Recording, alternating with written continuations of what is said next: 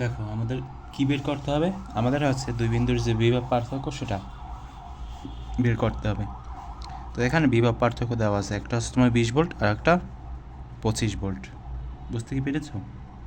তো এখান থেকে আমাদের হচ্ছে মনে করো যে তোমার এ বিন্দুর যে বিভব সেটা হচ্ছে তোমার, এখানে লিখবে বাংলা ভাষায়, এ বিন্দুর বিভব পার্থক্য সেটা কত?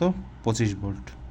তার মানে ভিএ সমান সমান এই যে 25 ভোল্ট আছে না, সেটা লিখলাম। এরপরে আমরা লিখতে পারি যে বি বিন্দুর বিভব পার্থক্য কত?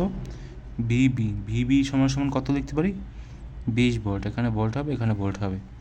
আচ্ছা, এগুলো যদি যায় তাহলে আমরা এখন লিখবো যে দুই বিন্দুর বিভব পার্থক্য কত হবে?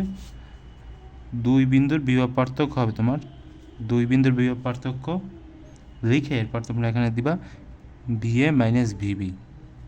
তো ভিএ কত এবং ভিবি কত বলো তো? ভিএ হচ্ছে তোমার 25 ভোল্ট মাইনাস ভিবি কত? ভিবি হচ্ছে তোমার 20 ভোল্ট।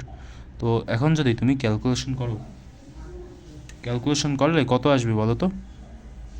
এখানে আসবে 5 ভোল্ট। অর্থাৎ তোমার যে বিভব পার্থক্য মানে 25 ভোল্ট এবং 20 ভোল্টের মধ্যকার যে বিভব পার্থক্য সেটা হচ্ছে তোমার 5 ভোল্ট। ঠিক আছে, তার মানে আমরা কোনটা দাগাতে পারি বলো তো? এই যে গ নাম্বারটা দাগাতে পারি খুব সহজে।